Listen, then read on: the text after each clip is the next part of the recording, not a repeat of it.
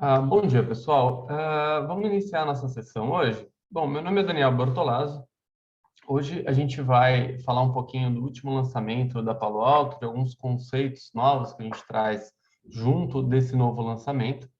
E essa é a agenda que a gente programou para as próximas semanas. Vão ser sessões rápidas, sessões de 15, no máximo 20 minutos cada uma, às terças e quintas, com a primeira hoje, a próxima na próxima terça, onde a gente vai cobrir os principais temas desse novo lançamento. Então, passar um pouquinho pelo que é o conceito de Zero Trust completo, essa nova forma de abordar e implementar o Zero Trust, os novos hardwares que a Palo Alto lançou recentemente, a parte de Cloud Identity Engine, as funções avançadas de URL Filtering DNS, algumas inovações por trás de SaaS Security, inovações em cima de Prisma Cloud, em cima de container, e também a parte de Cortex e as inovações dentro de toda a plataforma Cortex.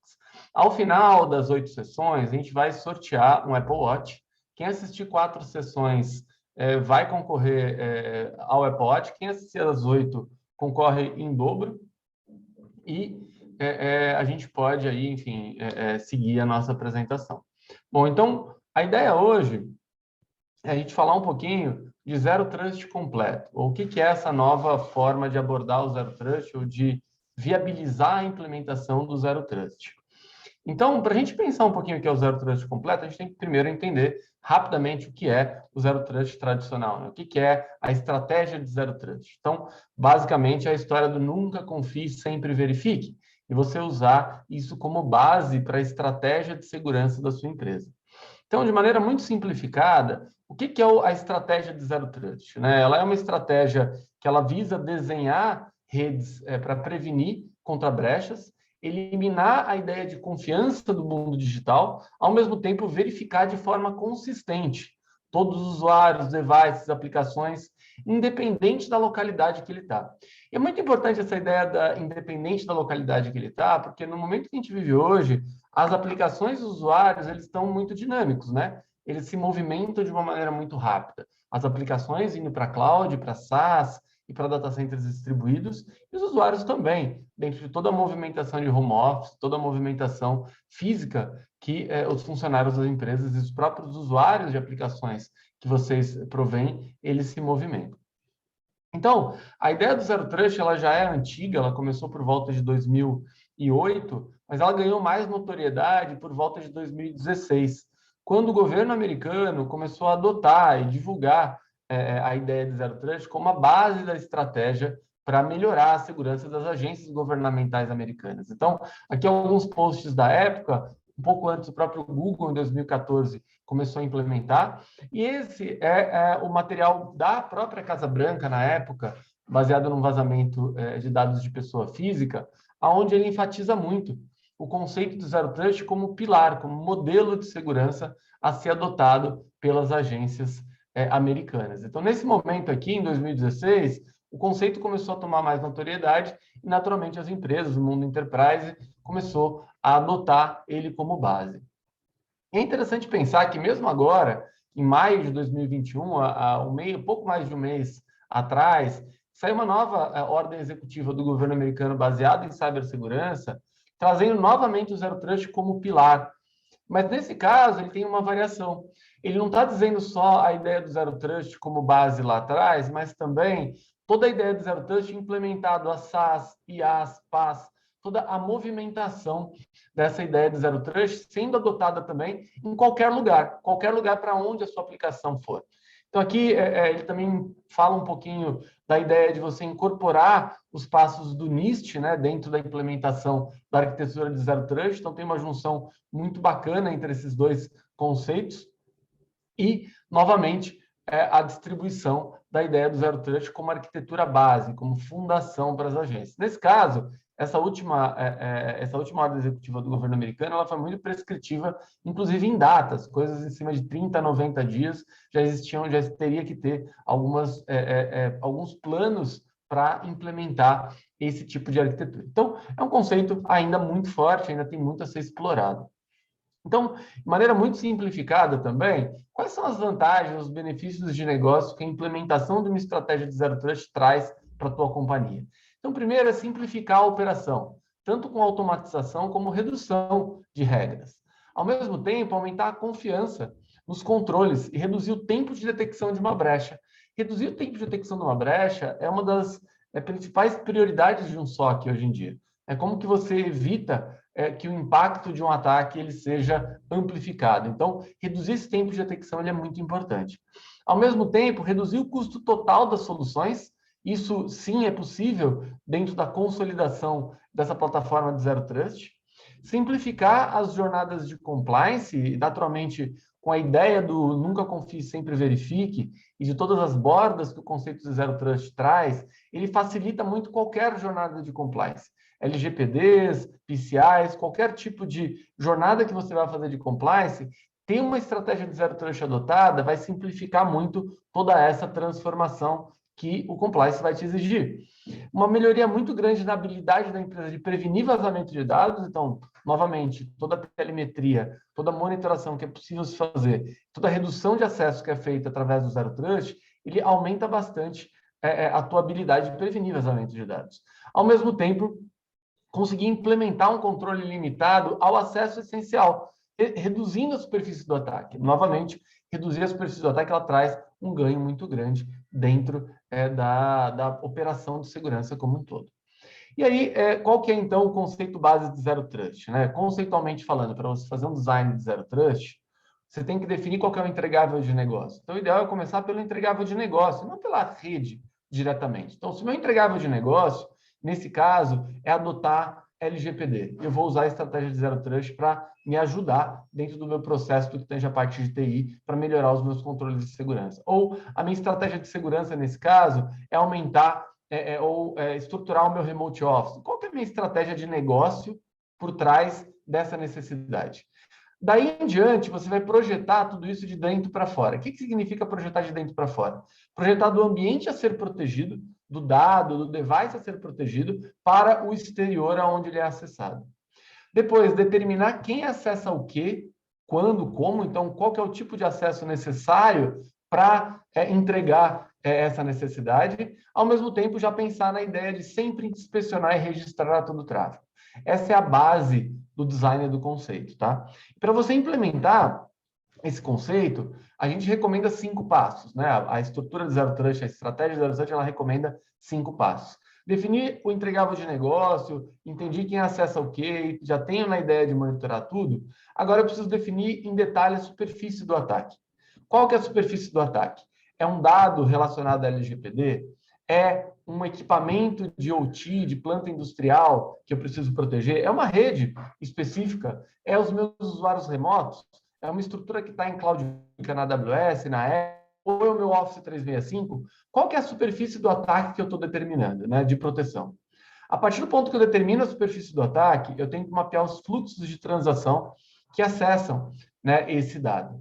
A partir do ponto que eu tenho a superfície do ataque e tenho o fluxo de transação para aquela superfície, eu começo a fazer a arquitetura da rede. E aí é onde a gente vai pensar, né? Aonde eu coloco equipamentos, aonde eu coloco controles, aonde eu coloco políticas, né? E a partir dali eu vou escrever a política de acesso, né? A partir da viabilidade do meu desenho de rede. E aí, por último, monitorar e manter a rede com toda essa telemetria. Não adianta nada implementar todo esse controle e não fazer nada com os dados que são gerados depois. Então, é muito importante pensar que implementar uma estratégia de Zero Trust, ela é ideal de ser pensada como um todo, porém, ela pode ser pensada em nichos, em bolhas, né? Você tratar primeiro uma necessidade implementando a estratégia de Zero Trust, por exemplo, na tua estrutura de SaaS, né? Implementar a estratégia de Zero Trust na tua estrutura de cloud pública ou em um bloco de aplicação na cloud pública, em uma rede do teu data center que precisa ser PCI compliance. Então, você não precisa, no primeiro momento, adotar em toda a rede, né? O ideal é que você pense de maneira superficial ali, pelo menos em toda a rede, mas você pode ir adotando baseado na necessidade de negócio. Então, adotar em toda a rede é muito trabalhoso, né? Então, como que a gente reduz o escopo dessa implementação e vai crescendo a estratégia de Zero Trust dentro da tua empresa, usando nichos, usando blocos que você vai movimentar?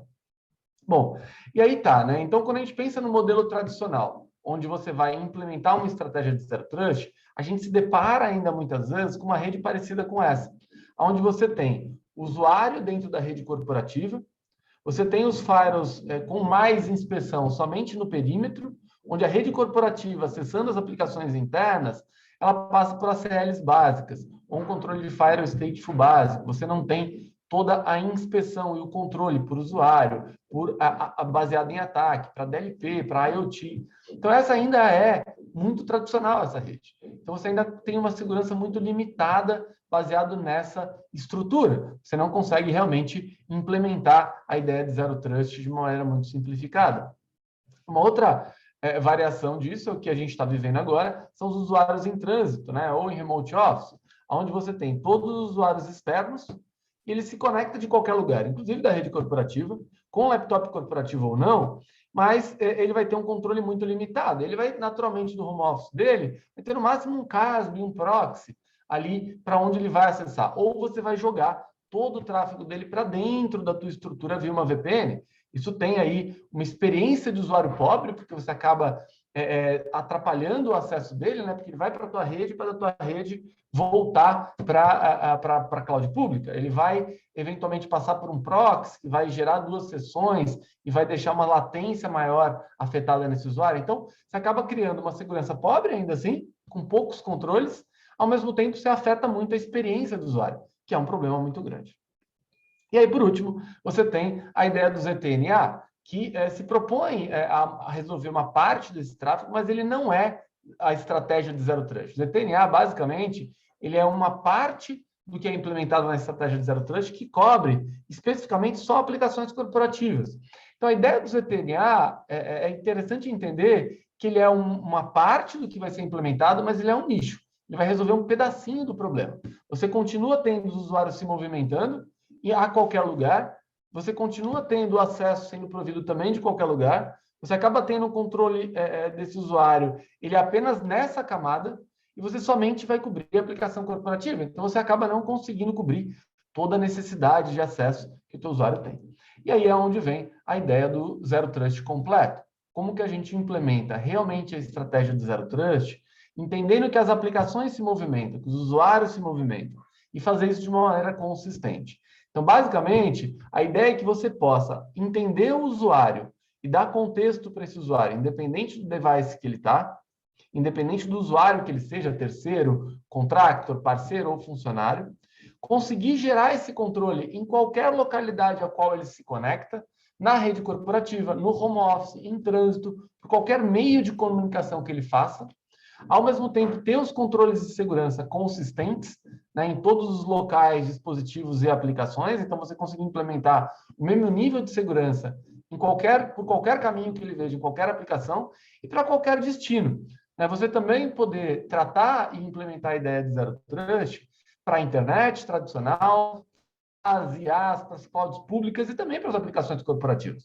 Então, como que você condensa tudo isso? Porque essa é a realidade. A nossa rede hoje se parece com essa foto. Como que você gera um controle consistente, independente da localidade que o teu usuário está, da origem, independente do destino, de maneira eficiente. Bom, para implementar essa ideia do Zero Trust completo, você precisa basicamente de 3 grandes capacidades na tua rede. Você precisa, primeiro, prover o acesso baseado em contexto, entender o usuário como um todo, a gente vai falar um pouquinho mais do que é isso, ter o acesso seguro, implementar todos os controles de segurança para esse usuário, ao mesmo tempo ter o acesso à segurança de maneira consistente, em qualquer localidade. Então, basicamente, o primeiro ponto é, como eu vou prover um acesso baseado em contexto? É entender o usuário, quem é esse usuário? Entender por qual dispositivo ele está se conectando. Entender quais são as aplicações que ele quer acessar, se elas estão criptografadas ou não, aonde elas estão localizadas, como elas se movimentam. Então, você precisa ter detalhes de como esse usuário está se autenticando em qualquer aplicação para poder fazer isso. Ao mesmo tempo, você conseguir ter o acesso seguro. É implementar todos os controles de segurança necessários, não só proxy e CASB no que é externo, e aí Firewall, IPS, antivírus e o restante no que é corporativo. É você poder implementar controle de vulnerabilidade, phishing, comprometimento de endpoint, toda a movimentação lateral, toda a ideia de vazamento de dados, incluindo DLP, IoT, Shadow IT, também poder decriptografar todo esse tráfego, inspecionar dentro, independente de onde ou quem seja o teu usuário, independente do destino que esse usuário vá acessar, de onde está a sua aplicação. E, por último, você poder ter a capacidade de implementar isso de maneira consistente. Independente de onde ele está, você consegue ter o mesmo nível de controle, a mesma gestão de política. Não vai ter que controlar políticas em lugares diferentes e criar aquela colcha de retalho de inspeção para ter eficiência dentro da tua segurança. Bom, só um ponto que eu não comentei, gente, o QA está aberto. Quem tiver dúvida, tiver pergunta, pode mandar no QA e o time da gente vai responder enquanto eu apresento. Bom, então, baseado nessa ideia do Zero Trust completo, é que está fundada esse novo lançamento das capacidades que a Palo Alto trouxe agora em julho. Então, esse novo lançamento ele vai passar basicamente por 4 áreas, que a gente vai explorar nos próximos webinars. Então, os webinars próximos eles vão estar focando em detalhe para cada um desses 4 pilares que eu vou apresentar brevemente para vocês aqui. O primeiro é a ideia de Cloud Identity. Como simplificar o controle de identidade baseado em contexto, considerando que o usuário está em qualquer lugar, considerando que ele se conecta de qualquer lugar, considerando que a aplicação está em qualquer lugar. Como que a gente consegue simplificar isso? Existe uma função nova dentro do Palo Alto para endereçar e simplificar e acelerar a adoção do Zero Trust. SaaS Security. Como que você simplifica a adoção de SaaS sem precisar colocar nada no meio da tua rede, sem precisar alterar a tua infraestrutura? Então, também existe um ponto que a gente vai falar um pouco mais sobre isso. E a parte de Internet Security, né? O Edge de Internet. Como que a gente melhora o Edge de Internet, que hoje ele é distribuído, né, na tua rede corporativa, o cara que está no home office, o usuário que está acessando um SaaS. Como que a gente melhora o controle dentro desse Edge de Internet? A gente vai falar um pouquinho mais sobre as vantagens do Firewall de Machine Learning Inline, que é o único da solução da gente, como ele melhora a detecção de ataques desconhecidos. Por último, falar um pouquinho também das novas plataformas, dos novos hardwares, e novas versões que a Palo Alto traz. Então, basicamente, os próximos webinars, eles vão focar em cada um desses temas. Eu vou passar rapidamente cada um aqui e os próximos vão detalhar. Então, primeiro, sobre como habilitar um controle de identidade baseado no mundo Cloud First. O mundo é Cloud First, ele está distribuído. Como que eu controlo a identidade baseado nisso? Então, para isso, para alcançar a ideia do Zero Trust, você precisa ter a visão de identidade. Você precisa identificar onde o usuário está. Você precisa fazer isso de uma maneira simples e consistente. Conseguir fazer isso de uma maneira rápida também, em qualquer localidade que ele esteja. Então, para isso, a gente está trazendo o Cloud Identity Engine. É um novo produto, é um novo serviço que a Palo Alto provê, onde ele vai simplificar a gestão de identidade dessas autenticações. Então, basicamente, ele vai consolidar a telemetria dessas autenticações, independente de onde ele esteja. Então, o teu ambiente corporativo, o teu usuário, tua VPN está usando o Active Directory on-premises. A tua estrutura de cloud pública está usando um Azure AD. O teu fator de autenticação, duplo fator de autenticação, você usa um Okta, um Ping. Para logar na AWS é uma outra autenticação, no Google é uma outra, no Office 365 é uma outra. Como que você consolida toda a telemetria dessas autenticações para gerar controles baseados em identidade?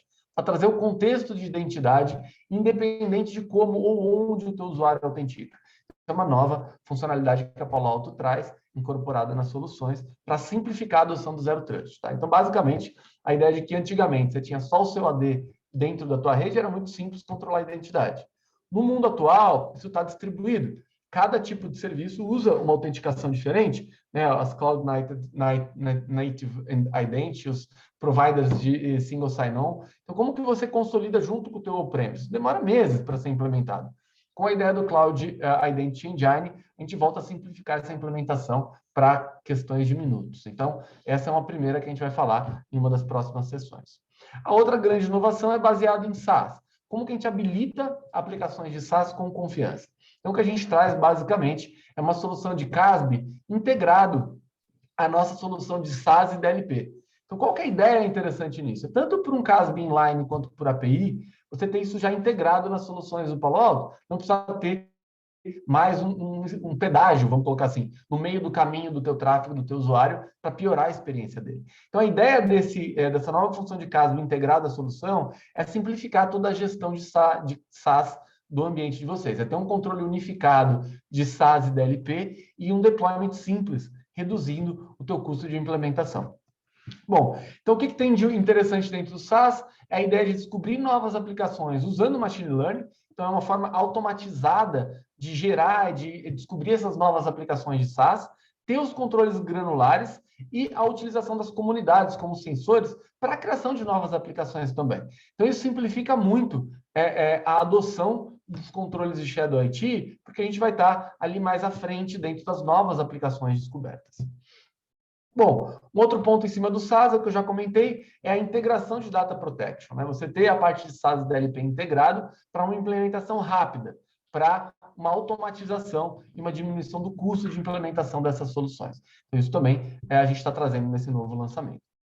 E, por último, reinventando a segurança de internet. Então, a ideia é da gente melhorar o edge de internet, trazendo para ele um controle mais avançado, mais automatizado.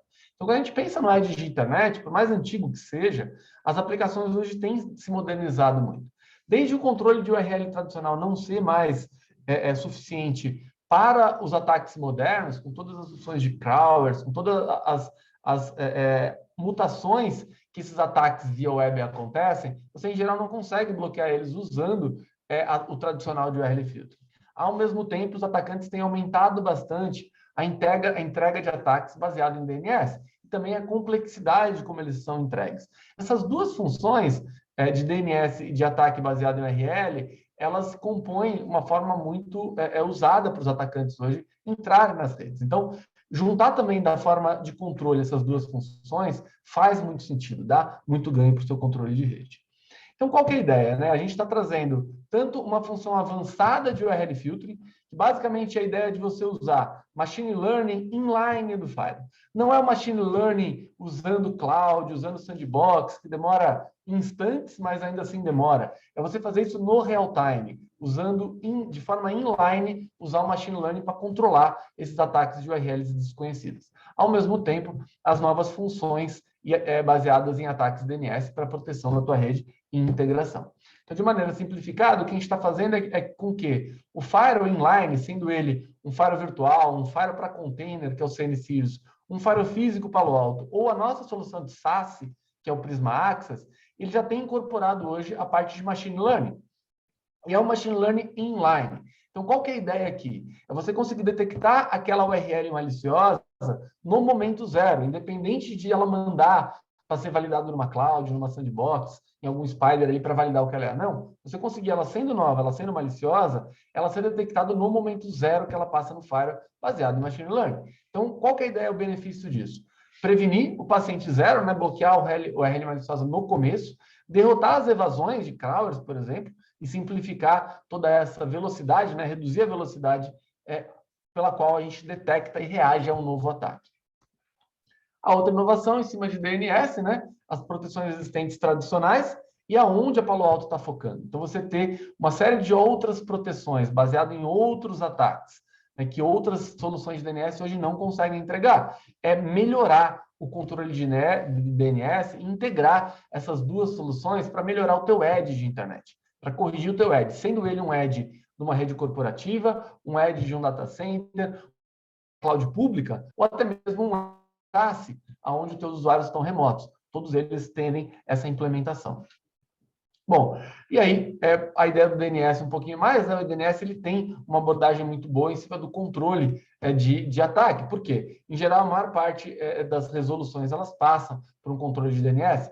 No caso da Palo Alto, a gente implementa esse controle de DNS sem alterar a tua estrutura de DNS. Isso é uma parte muito importante. Você não precisa alterar os seus DNS servers, a forma como ele interage. O Firewall, nesse caso, ele está no meio do caminho. Ou sendo um Firewall físico, ou virtual, ou usando SaaS, e ele intercepta essas sessões de DNS sem precisar de uma alteração da infraestrutura de DNS. Então, simplifica muito a tua implementação, deixa ela menos onerosa, ao mesmo tempo mais eficiente, porque a gente vai estar olhando esse controle em qualquer porta do protocolo também, e não somente dentro das portas tradicionais de DNS. Então, é um controle muito mais avançado, muito mais simples de ser implementado e muito mais rápido. Então, esse é o resumo, gente. Essas são as próximas funcionalidades, a gente vai falar um pouquinho mais nas próximas sessões. A próxima sessão, terça-feira, a gente vai falar da linha 5400, depois da linha 400, e as próximas sessões a gente vai focar em cima dessas novas funcionalidades, trazendo um pouquinho mais de detalhe de cada uma delas. Então, participem das próximas. Quem não se inscreveu ainda, quiser compartilhar com um amigo ou com alguém o QR Code que está aqui na tela, pode mandar. E espero vocês nas próximas sessões. E agradeço a todos a participação. Um bom dia.